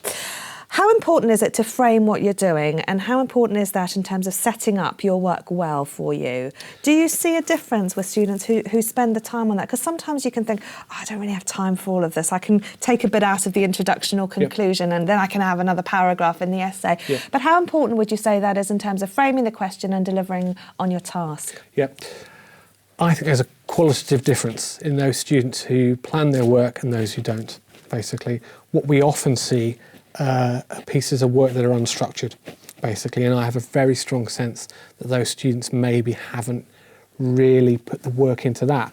They've often drafted and redrafted their actual work, but they haven't maybe done the preliminary work. And that's half the battle, I think, because if you set it up in a very clear way, it makes writing the essay much more straightforward, I think. Yeah. So, it's just about division of labour. Some people put it all into the actual finished piece of work. Yeah. Some people, do much more work on the plan, basically. And I think, personally, at level 1 particularly, it depends where people have come from. Some people may have had lots of previous study. Yeah. Some students may be coming towards the end of their degree and doing DD102. But if you're fairly new to study, or it's been a while, I would focus quite a lot on the planning before you actually get to the drafting stage. Yeah, the writing is often just linking it all up, isn't it? And but I think it can be hard for people to have the confidence, especially when they're looking at their time. How do you carve the time out then to plan, to think about things, to identify the issues? What, I guess, just to try and link some of this back to what Stephanie was saying before, what advice would you give about breaking down that question and then getting those into chunks of time that you can then put into a calendar like we've got on the social media board, that people can then say, right, Monday I'm doing this, Tuesday I'm doing that, and even though I'm not writing, I'm getting somewhere. Yeah, no, completely. Well, it's kind of going back, I spoke about different stages, and, literally today, could people have a look at the TMO2 feedback and say what part of that feedback was focused on TMO2 and what part of it was focused on the next piece of work, and then taking that next piece of, the feedback that's focused on thinking about O3, and then tomorrow, they can start selecting the material or making sure they understand the question. Quick email to the tutor or a phone call, basically. Because again, a lot of tutors are saying students don't ring so much anymore. They email or they text, and that's fine. But actually, to have a proper conversation sometimes, don't be scared about ringing your tutor. So it's really important just to have that human interaction, actually. Just have a chat. And actually, sometimes it's a lot easier to explain things on the phone much easier. and just to say, look, can you see how when you've done this? And if you've just done it like that, you can talk through things. 45 people saying that they do read feedback when they're working on their next assignment. So that's absolutely brilliant. And most of them do have a TMA due in early January. But Matt, I wanted touch on this idea about the compare and contrast and the evaluating side of things. And this may be not so relevant to level 1, but we don't have just level 1 students here. This idea about evaluating more, and we're all, I guess, guilty of writing it. You need to evaluate more. This isn't enough detail. And students can say, but I don't understand how I've done that because I've described this study and I've done that and I've said that this is a weakness of it. But students can sometimes think, how do I evaluate more? Level 1 to 2, we're asking students to develop that skill and to step away from the module material and to think what is here and what isn't here. But what advice would you give to students who are looking at things at levels 2 and 3 where their tutor is saying, I need to evaluate more? How could they break that down in terms of getting that feedback and thinking about what could be useful? And how might they re-clarify with their tutor if they don't understand what the tutor means so that they can then develop that over the Christmas break? Yeah, no, indeed. I mean, evaluation can come in many forms. I mean, a lot of the social science modules use the prompt criteria. It tends to be, I know on DD 103 we talk about strengths and weaknesses. Students in a lot of the social science degrees, they start off with 102, which finishes with comparing and contrasting, looking at different approaches or different pieces of evidence, but just comparing and contrasting them, for differences. But then evaluation is a step beyond that and saying, well, are different types of evidence or, being used to answer a particular question, are there strengths and weaknesses to how they answer that question or how they support a particular claim? And so it's getting to think about strengths and weaknesses. But again, you need to be clear what your particular module is asking you to do in terms of evaluation, because there's a whole kind of scale of different types of evaluation, I would say, so. Absolutely, and they would really, really differ. I mean, some modules I know will have these summaries at the end, and students can often think, there's some evaluation there, I shall lift that, or those ideas. But that's not quite what we mean sometimes, is it? No, that's right. So how would you say people could step back? I mean, Stephanie was talking about going for a walk, taking some time to reflect on things. Is there some advice you could give students? I mean, even at level 1, because the majority here are at level 1, is there some advice you could give to students about how they might take a step back and think about things? Think about, does that evidence meet that claim? Is that really testing what they say it is, even though it's written in a book and looks all very sensible and has been published? Is it actually a good example of what we're trying to do here? Yeah, no, it's a good idea. I mean, one of the things that I always think is a good approach, if they're not sure of the material or they're not sure they've done it properly, I would get them to go back to something they're really familiar with and actually start to think about the strengths and weaknesses of something they're really, really familiar with. Literally, this is a simplistic one, looking at, who's the best striker for, I suppose I'm a Norwich fan. Not do that. We did biscuits. Yeah, no, that's right. Yeah. Sorry, I always use football analogies, which are useful, sorry. But, something they're really, really familiar with and apply the kind of analytic tools they're being given, evaluation, analysis, on a particular subject they're really familiar with, first of all. And then once they're slightly happier about that, then go back to the more complex material they've got in their module, I would say, And ultimately, there will be specific audios, particularly on DD 103, which starts to look at evaluation and analysis, there are specific audios looking at analysis and looking at evaluation and make sure they've really understood it, basically, I would say. So, yeah. Excellent. So taking some time, thinking about your plan, thinking about how you can step away from things, what you might like to include, and also what is essential in the subject in terms of the process and content words for delivering on those tasks. Sophie and HJ, it's been very quiet over there. There's been no present wrapping, nothing going on. Are you all being very studious, or are you not telling me something? I think we are being quite studious. There's so much good chat going on around this session. Some people are getting TMAs back. We're talking about when people best study. So some people like to work early in the morning. Other people, like me, late at night. Luigi likes the tip about the splitting up the assignment into 10%, 80% and 10%. So he's going to try that one. Yes, there was a bit of confusion over the TMA titles and whether you should put the question in the document. Some people have been told specifically not to, so it is important to read your assignment booklet and make sure that you follow the guidelines there. And they did ask whether the TMA title or question counts in your word count. And again, that's probably something you'd have to check on a modular basis. So do just make sure you read your assignment booklet, and hopefully that should give you all the information you need. I think one of the other points that Matt talked about was struggling to keep within the word count, and a lot of people have been saying how they agree, and that's very difficult. But it's nice to see some people saying they're very happy with the marks that they're getting back, and they're Yes. looking through their feedback, which Yes. is very good. Congratulations, we've got Chantel, Supernova, Stuart and Jordan have all got results back, and they all seem to be very good. So well done, congratulations, keep going. And anyone else out there who's got the results, congratulations, we hope they've all gone well. Lovely, some great ideas there. Matt, what is a good result? Well, this is the other thing as well, because I think student expectation, basically, it's about managing that. Because if you're taking a course and every single question is of the same kind of level of difficulty, you're probably going to be getting quite similar marks, actually. Maybe changing a bit because you'll be getting more feedback and you'll be honing your kind of craft, as it were, in terms of essay writing. But ultimately, people's entire career at the Open University, there are learning steps. So, you'll be starting with fairly straightforward questions and getting up to, end of degree questions, ready for postgraduate almost. So students shouldn't expect that after each essay, they will have got a better mark. Basically, sometimes they may plateau, sometimes they might go down a bit, basically. So it's about managing your expectation. Because if you're being asked to do a much harder piece of work, your score might go down a bit, actually, because it's the first time you tried it. And so, for example, on 10... Oh, a fire went off for a minute.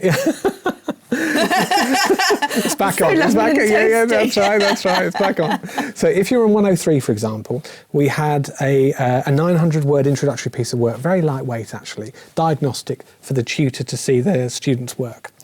They're now being asked, they've just been asked to do in TMO2 a compare and contrast. So quite a big step up.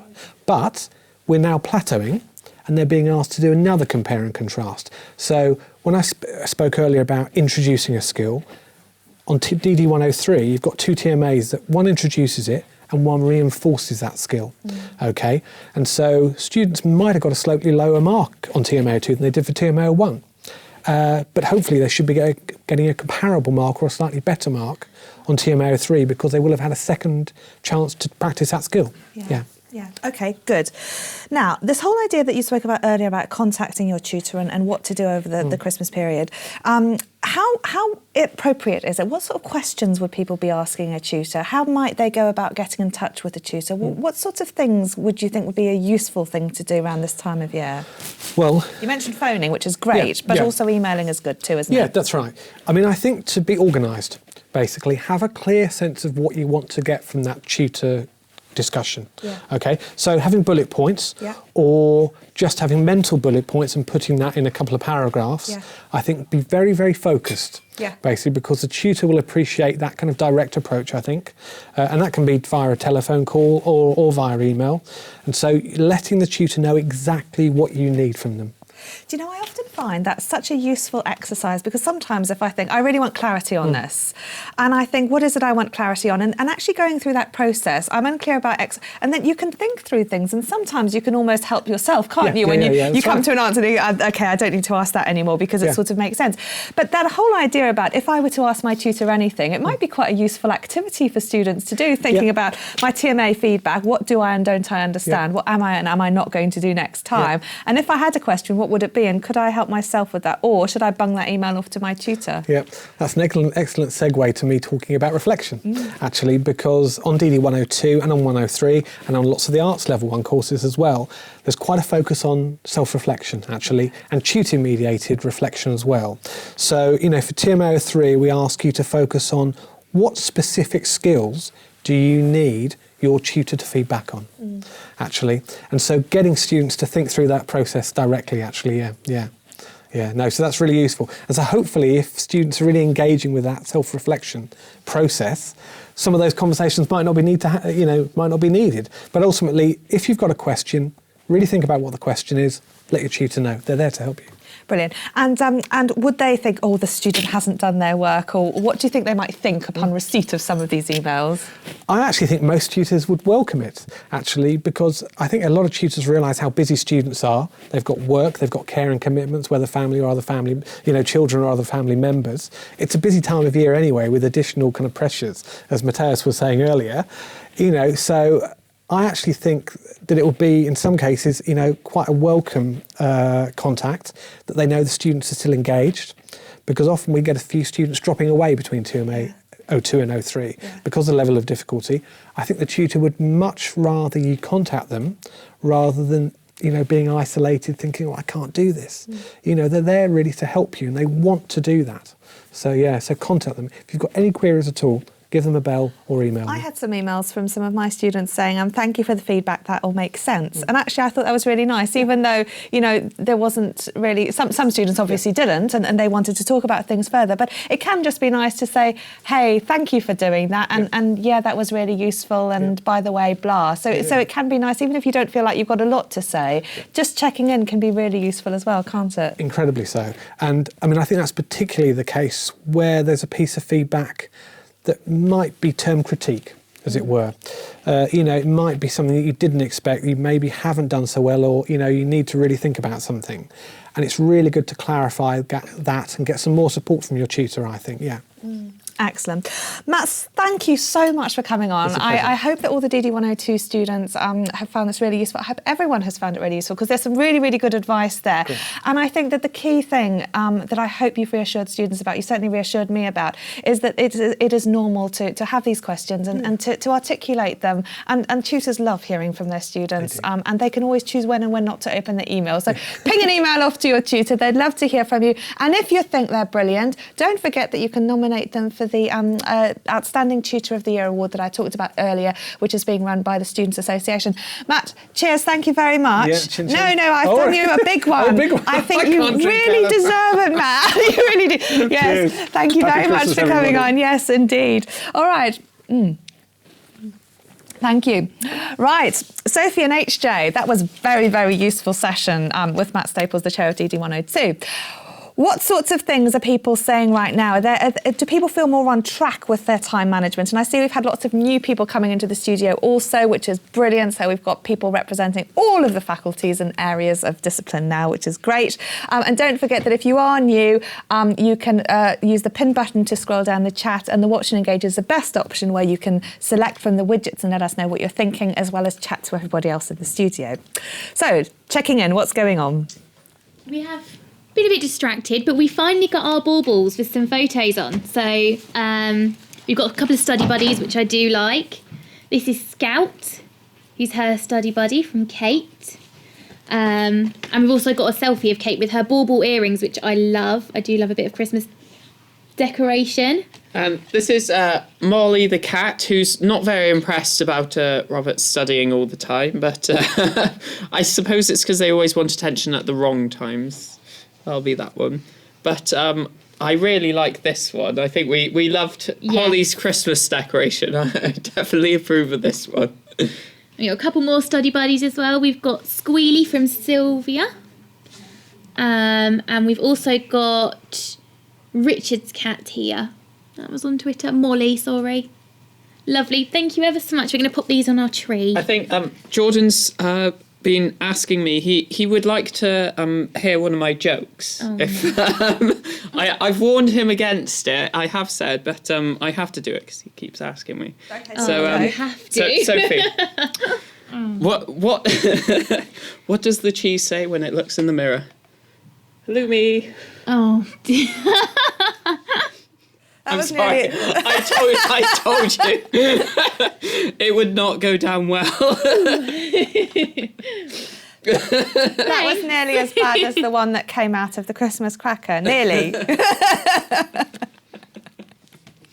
OK, well, on that note, we're going to be talking about the true meaning of Christmas, and we're going to consider whether or not that meaning has been lost. Welcome, Paul Francois Tremlett. Thank you for coming and talking today about this.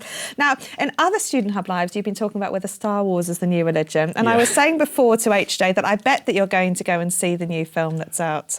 On Saturday. Yeah. So if you'd like to see Paul talking about that on Catch Up, go back to the archive of the Student Hub Live website, and you can find that there and have a look at what he has to say about that. But today we're going to be talking about whether or not the true meaning of Christmas has been lost, because you're from the Department of Religious Studies. Well, obviously you look at religions, of which there are many, many different ones, Christianity being but just one of a lot of celebrations around this time of year.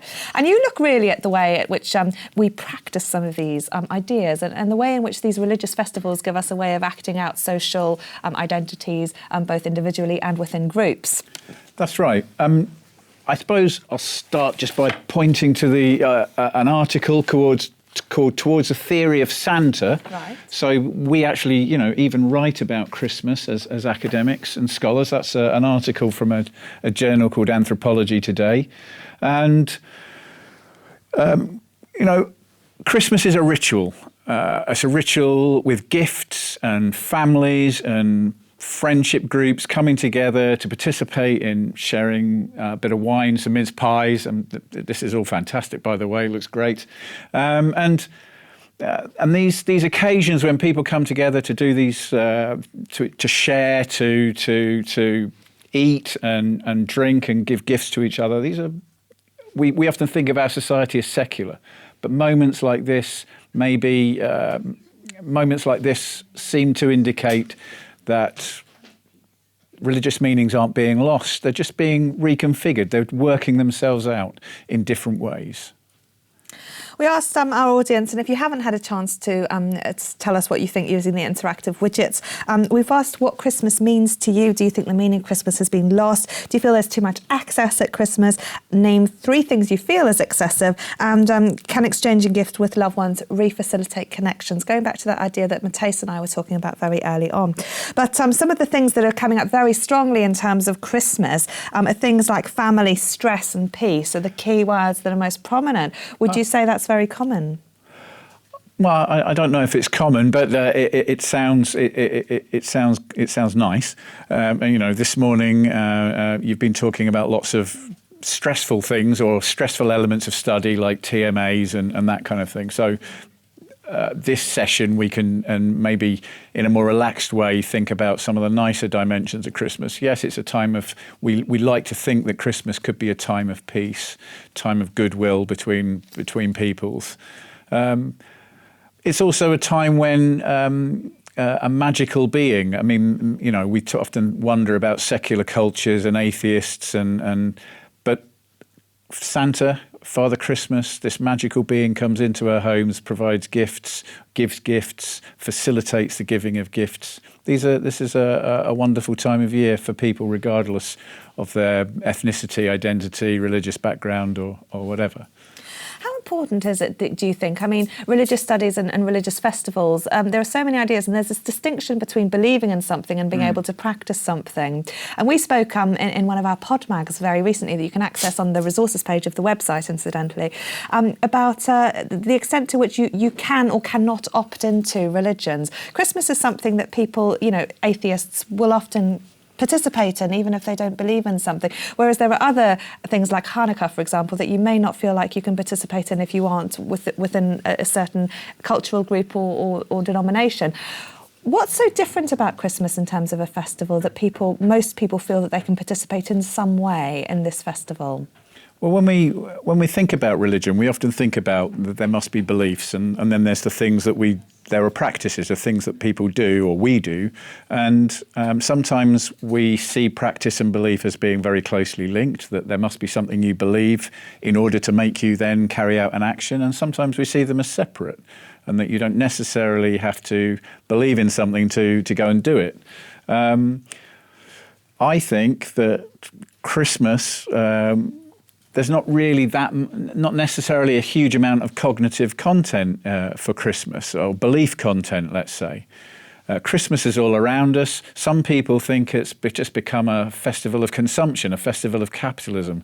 The shops are packed, the streets are packed. You can't get to the places you used to be able to go because there's so many people around. But at the same time, what are those people doing? They're buying presents for their loved ones. They're giving, they're making gifts, hopefully giving to charities and those kinds of things too. And that's a wonderful thing. But at the same time, there are people who do believe very strongly about certain things. In 1951, in Dijon, in France, angry clerics, burnt an effigy of Santa because they felt that Santa was, as it were, emptying Christmas of its, essentially for them anyway, Christian and religious meaning.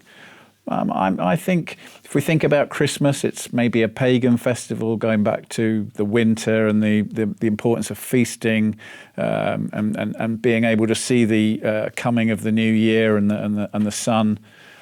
It's a part of our culture. It's also part of capitalism, and Santa is really just an icon for Coca-Cola.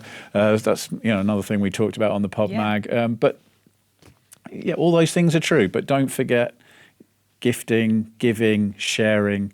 This is the core, and these are values that we can all share. We asked our audience if they feel there's too much excess at Christmas, and unanimously they pretty much agreed that they do think that there is too much excess at Christmas.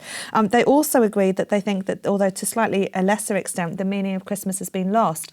So my question to you then is, if this is a festival where we're doing some positive things, how important is that meaning? How important is it that we think, well, it has to have this right meaning because this was how it started? Could it be a case of saying, actually, this is a time of year where the shops close, and we have an enforced rest maybe for a certain part of the day. We do nice things for others and try and be mindful of our neighbours, and we put things up and try and make ourselves feel a bit cheery at a time of year that's very dark. How important is it that we think about that spiritual or religious side of Christmas in all of these celebrations? Well, I'd want us to get away from the idea that a specific real meaning is being lost. Every time we do the things that we do, we are making new meanings. And those new meanings are just as valid as others. And I think we should we should be looking to create the meanings we want for this particular time of year, for this particular ritual, for this particular festival, rather than getting hung up on that there must be a real meaning that somehow has disappeared. No, don't worry about that. Create the meaning that you want through the ritual. The ritual allows you to do that. Matthias and I were talking earlier on about these ideas that people can feel pressured into conforming and colluding with ideas. And I guess what you're saying is that you can reinvent certain things, you can establish meanings. Giving gifts, people have said that 33 has said that exchanging gifts can re-facilitate connection. So there is the sense there that doing those things can be a really positive things for people. So what you're saying then, I guess, is how people create meanings, and religious studies will study how a religious festival can facilitate those shared meanings and changes over time. Where would you say we're at now in terms of our society and culture? We're in the UK here, but not all of our audience are. Where would you say we're shifting, and what's interesting about studying those meanings over time?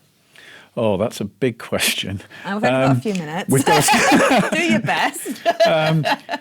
2016 has been, a really big year for all sorts of reasons. Politically, I think we'd all agree, Brexit vote, whatever side you were on in that debate, that's a big decision. Donald Trump becoming president of the USA is a huge thing that's happening. The war in Syria and the terrible things that have been happening in Aleppo. These are big things that have made a big difference to how we look back over the last 12 months. And I think it's really important that we have a space to remind ourselves of our humanity. And when you give a gift without expectation of return, that is a very wonderful thing to do. And that's something we hopefully can take into 2017. And to try and make our politics and our economics and our religious studies and our studies in general a little bit more humane. What do you think about this idea then? Just suddenly struck me. Matt was talking about having some time off between Christmas and the New Year. And there's been a lot on social media about, obviously New Year's resolutions and being thankful for everything that we've got. Do you think that we're going towards a point of having this reflective period almost between Christmas and New Year, where a lot of people are thinking, thank goodness 2016 is nearly over. What am I going to do for 2017? What can I be thankful for? Is there some sense of not an enforced, but a communal reflection reflective time where we're thinking about what has happened and what is coming up. And actually that's quite a nice space to have for people when they're starting to replan things for the new year. I think that is what happens over the Christmas and the New Year period, and maybe more for the New Year period. People do tend to look back and look forward, and in that moment of reflection, you do try and, the New Year's resolution, as you just said, that's that opportunity to think about, well, what can I do better next year, or what would I like to make happen next year? But it's.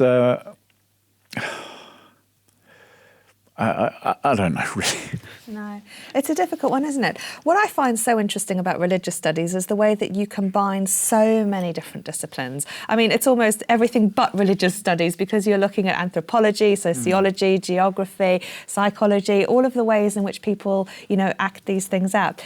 What's interesting for you about studying studying Christianity and Christmas from a religious studies perspective? You talked about some of these icons that are really big right now. Would you say that's the one thing that differentiates Christmas as a religious festival from some of the others, that commercial consumerism side of things with the marketing and the icons? Well, there's two questions there. Why is studying Christmas something that's positive to do? Because religious studies isn't some sort of ivory tower academic enterprise. It's about studying real people living their real lives that we know, because we're the ones living those lives and we're the ones doing these things, right? So we're studying contemporary society, contemporary religiosity and spirituality, and those can sometimes take secular forms, and sometimes they take more traditionally religious forms.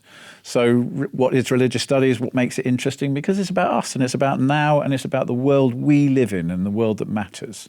So that's that question. And the other question, Christmas is different to other religious festivals for exactly the reason that you've identified. It has been, like no other festival, it has been commercialized, let's say. It's been seen as a commercial opportunity.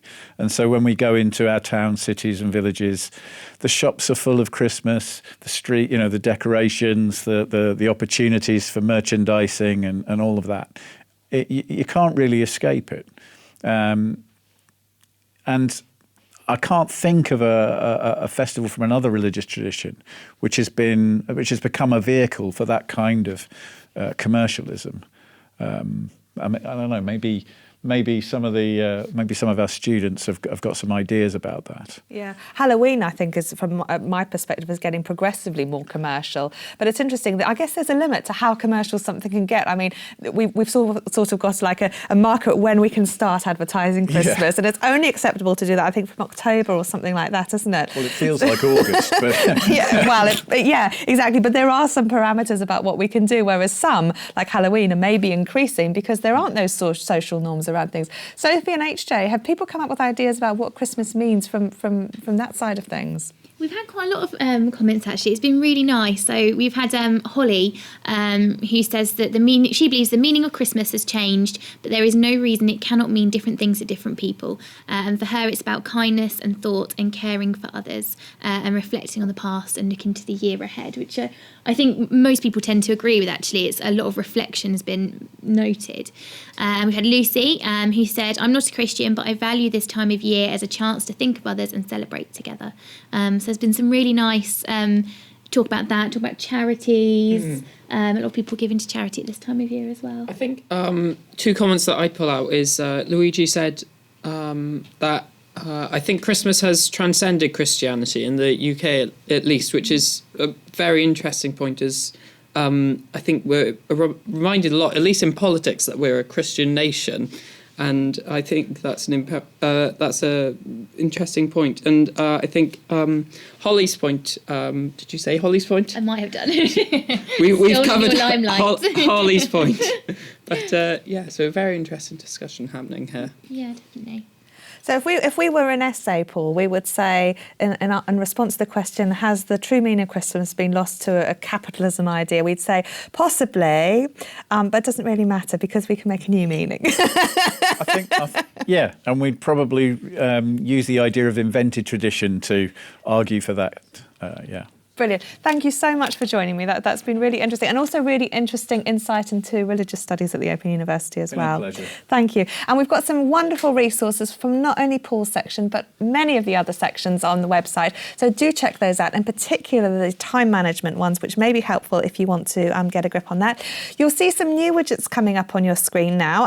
So we want to know whether you've enjoyed the Student Hub Live event. Do you feel you've learned something new? Although I think you're pretty clued up, to be completely honest. And what 3 words sum up your experience of this event? So it'd be really good to see what 3 words you most associate with this event. Maybe it's topics we've discussed, maybe it's a sense of community, maybe it's talking to other people, maybe it's pies and food. But let us know, and if you don't have 3 things, you can just put a full stop in one of those boxes and press enter, and then it will populate your results. Well, I'd like to thank all of my guests who've been on today. We've had Paul-Francois Tremlett, Matt Staples, Stephanie St Clair and Matthijs Lucassen, who've been fabulous and given us a really varied programme that I hope you found useful. Obviously, Sophie and HJ, thank you very much. Have we covered all of the things that you two wanted to cover? I think so. It's been really good, really engaging in the chat. We have got a couple of extra baubles that we've just been passed through, and I desperately want to show the snowflake that Laura has done. I did mistakenly say Holly in the chat. I'm very sorry, Laura. It's a gorgeous snowflake. It really puts mine to shame. So I'm going to have to learn this next year, and that will be my trick. And Stuart also says wrapping is going well. So I think that's a lovely picture that he's shown us there. Wrapping up a teddy is quite difficult, actually. You don't really think about it. It's like wrapping a bike, isn't it? Yes. And the very last one is from Debbie, and this is her cat Rosie, which is her study buddy. We do like a good study buddy.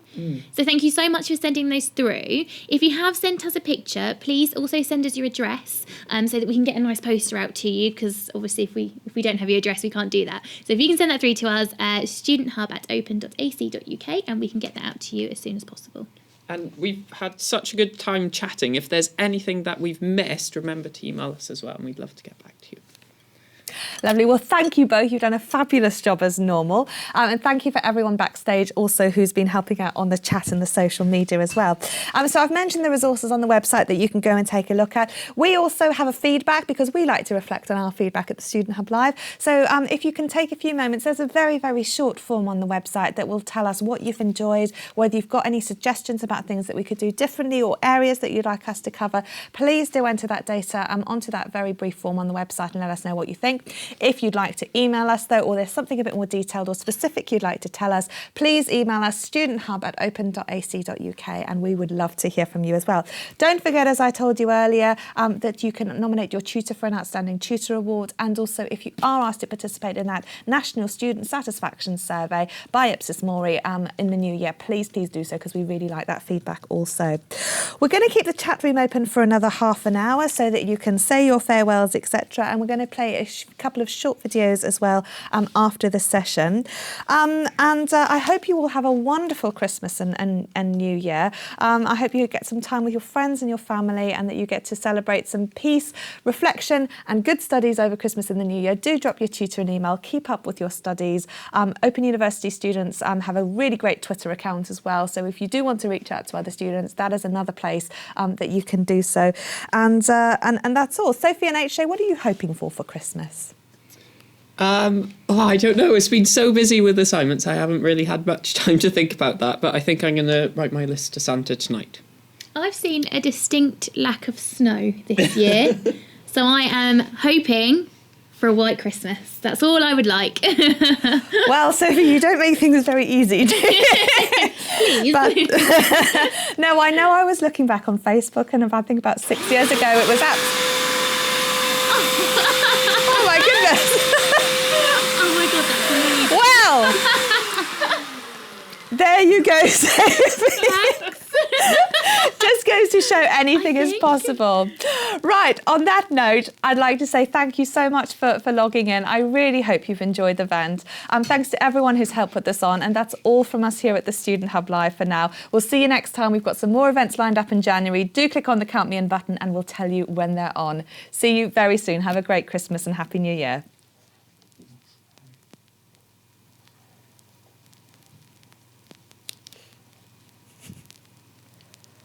Gosh, it's very cold in here. Oh, it's freezing. I didn't. My hair. Guys, still on it.